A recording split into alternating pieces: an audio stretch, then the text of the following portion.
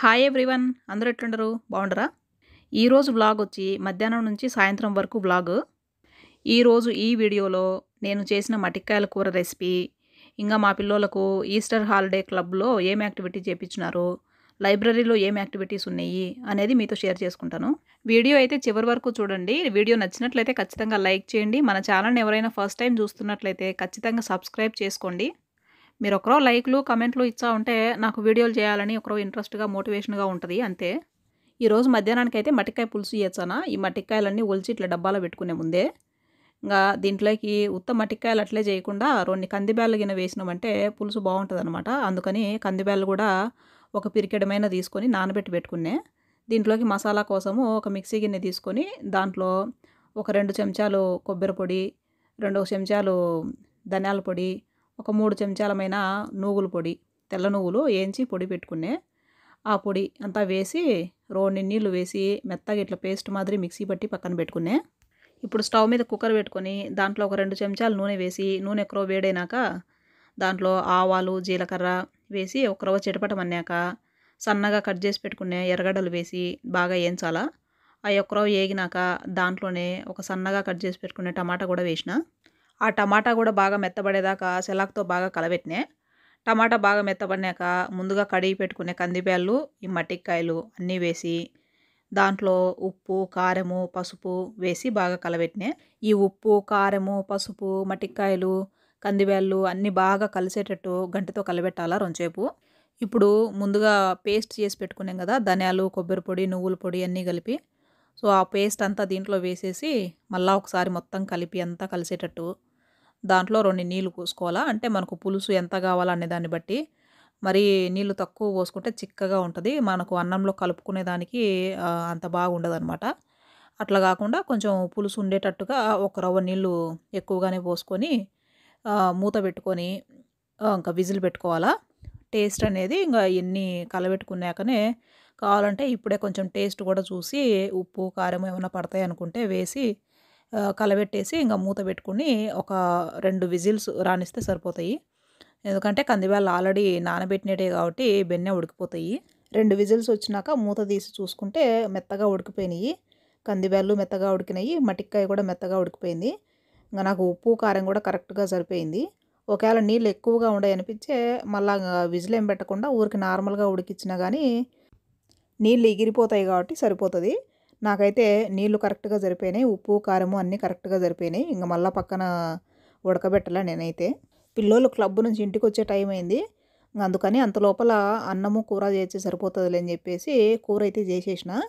ఇంకా అన్నంకు బియ్యం అయితే కడిగి పెట్టినా, ఆన్ చేయలేదనమాట. వాళ్ళు వచ్చినాక ఆన్ చేద్దాంలే అని.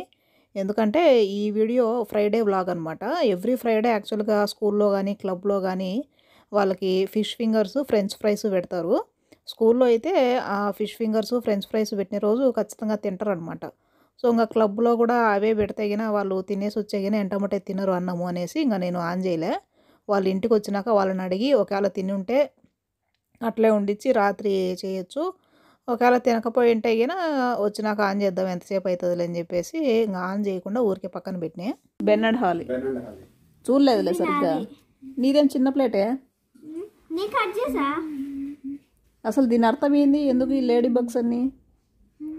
ఇదేంది ఇది? అక్కేంది ఫ్లవర్ చేయలే, ఏందో వేసింది ఊరికిట. ఇది చేపించినారా? ఆడ సెకండరీ స్కూల్లో కూర్చోవడం బాగుంది, ఈడ బాగుంది. సెకండరీ స్కూల్లో కూర్చోవడం నాకు ఇదే బాగుంది. నాకు ఇది బాగుంది సాయి. ఇది నాకు నచ్చలేదు కదా. అంటే నీది ఊరికే జంకుగా ఉంది పిచ్చిగా. ఇదేందో కూడా తెలియలే. లెమన్ బాగుందా? ఈ కీ చైన్ చేపించినారా? వైట్ థింగ్ మీద ఇట్లా పెడితే కనిపిస్తుంది ఎక్కువ. అవును పెట్టు. స్ట్రాబెర్రీ కదా, బాగుంది కదా. ఎల్లో కలర్ అంతగా పనిచేయదు అసలు. ఇది అంటే దీని మీద పెడితేనే ఎల్లో లాగా కనపడుతుంది, లేకపోతే ఊరికే వైట్గా ఉంది, లెమన్ లాగా అనిపించట్లేదు. కానీ కొంచెం షేడ్ ఉంది. బాగా చేపించినారే. పెట్టి చూపి. బాగుంది. ఓవెన్ లో హీట్ అప్ చేయాలి. హీట్ చేస్తేనే అప్పుడు మంచిగా కలర్ కనిపించాలి. ఉండు అంటే ఇది ఏం చేస్తున్నారు? దీని మీద కలర్ చేసినారా ఊరికే? కలర్ చేస్తే దాంట్లో పెడితే మంచిగా కలర్స్ రైజ్ అవుట్ చేసి మంచిగా వస్తాయి. అంటే ఇది ఊరికే ట్రాన్స్పరెంట్ ఇచ్చినారు, దాని మీద మీరు కలర్ చేసినారా? ఓకే. ఓవెన్లో పెడితే ప్లాస్టిక్ కరిగిపోదు? ఓవెన్లో పెడితే కరిగిపోదా అంట? 150 పెట్టాలంట. 150 పెడితే కరిగిపోదంట. ఏమో పెట్టకపోతే ఏమవుతుంది? అటు రబ్ చేయకు. పోతుందా? పెట్టకపోతే చెడిపోతుందా? ఇదో కొంచెం చేతికి పోతుందేమో, పెట్టకపోతే అది వైపు అయిపోతుందేమో. అందుకనే ఇట్లా అయిపోయిందేమో అది. ఇంకా ఏమున్నాయి అక్కడ మీరు చూస్ చేసుకున్నారా ఇవి రెండు? అవకాడోస్ ఉన్నాయి, చెర్రీ కూడా ఉంది. చెర్రీస్ తీసుకోవద్దు మరి కదా, వేరే ఆమె తీసుకున్నాను, అందుకని స్ట్రాబెరీ తీసుకున్నాను. గుడ్, బాగుంది. వెళ్ళను అంటే యాక్టివిటీస్కి, ఆడికి క్లబ్కు నువ్వు ఒక్కదాన్ని వెళ్ళలే సార్.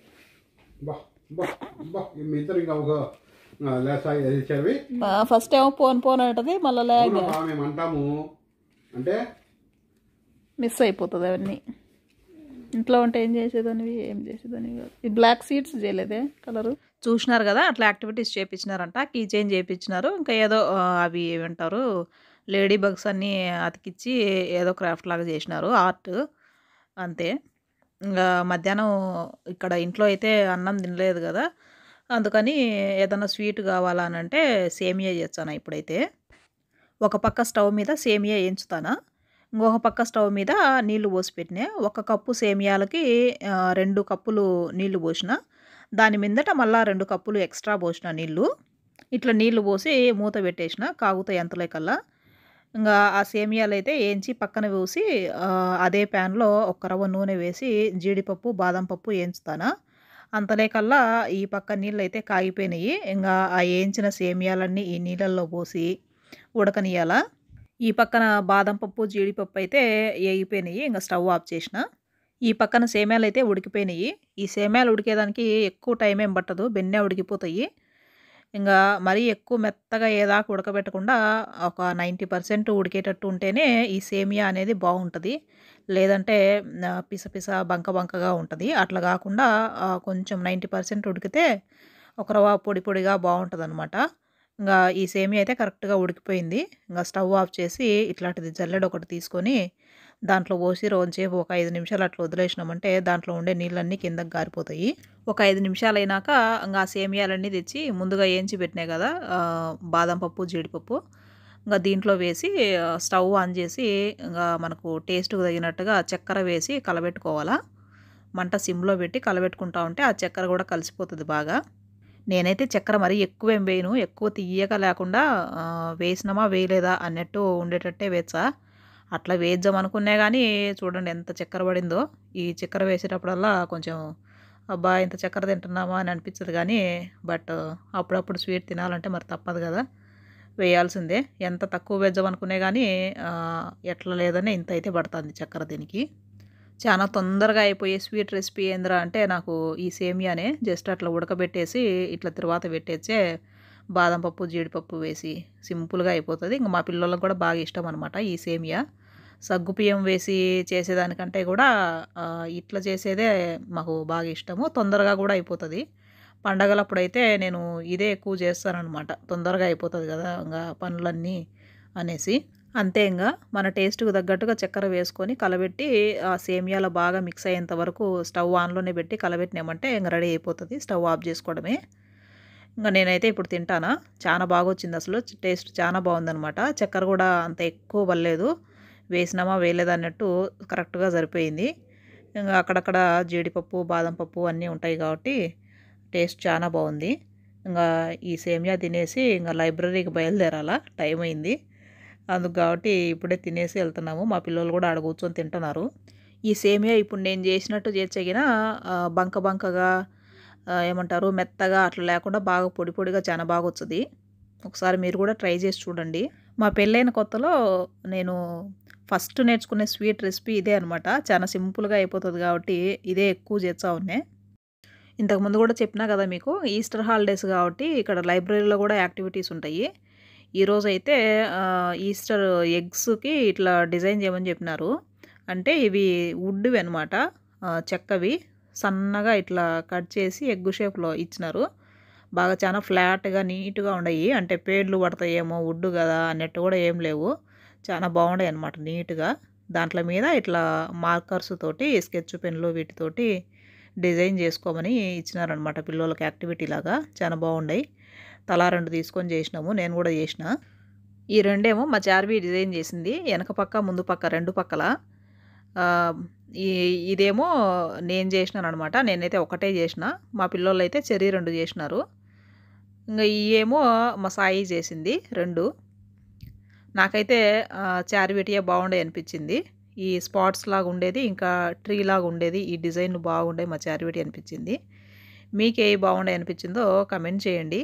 ఇప్పుడైతే మేము ముగ్గురము టేబుల్ టెన్నిస్ ప్లేయర్స్ అయిపోయినాము. ఎవ్రీ థర్స్డే టేబుల్ టెన్నిస్ పెడతారనమాట లైబ్రరీలో. ఈ వీక్ యాక్చువల్గా ఫ్రైడే పెట్టినారు, థర్స్డే పెట్టకుండా. 3:30 నుంచి 5:30 వరకు 2 గంటలు పెడతారనమాట. ఇంకా మేము 4కి అట్లా వచ్చి ఒక గంట సేపు అయితే ఆడతాము. ఎవరు లేకపోతే కంటిన్యూగా ఆడతాము. ఒకవేళ ఎవరన్నా ఉన్నారు అని అంటే ఇంకా మనకు అంత టైము ఉండదు కదా ఆడేదానికి. సో ఒక హాఫ్ అన్ అవర్ అట్లా ఆడేసి ఇంకా వేరే వాళ్ళకి ఇవ్వాల్సిందే. ఇదొక మంచి టైం పాస్ మాకు. ఫస్ట్లో అయితే ఇంత చిన్న టేబుల్ మీద ఎట్లా ఆడతారు, బాలు కింద పడతా ఉంటుంది కదా, చిరాగ్గా ఉంటుంది. ప్రతిసారి కింద పడతా అంటే తీసుకోవడం ఇదే సరిపోతా ఉంది స్టార్టింగ్లో. ఇప్పుడు ఆడంగా ఒక్కరవ అలవాటైందనమాట. పర్లేదు, కొంచెం బాగానే ఆడుతున్నాము ఇప్పుడు. ఇంకా ఇండియాకి వస్తే ఈ ఆటను కూడా బాగా మిస్ అవుతాము. మొత్తానికి లైబ్రరీని అయితే బాగా మిస్ అవుతాం మేమైతే. ఇంకా ఇంటికి వచ్చినాక మధ్యాహ్నం కడిగి పెట్టిన బియ్యం ఉన్నాయి కదా, ఆ బియ్యం ఇంకా స్టవ్ ఆన్ చేసి అన్నం చేసేసిన. ఇంకా మా హస్బెండ్కి అయితే ఒక గ్లాసు కొర్రలు కడిగి పెట్టి పోయినానమాట పోయేటప్పుడే, లైబ్రరీకి పోయే ముందుగా. సో ఆ కొర్రన్నం కూడా చేసేసినాను. రాగి రొట్టె లేదు అని అంటే కొర్రన్నం అనమాట. అది కానీ ఇది కానీ ఏదో ఒకటి చేస్తూ ఉంటా. ఈరోజైతే కొర్రన్నం చేసినాను.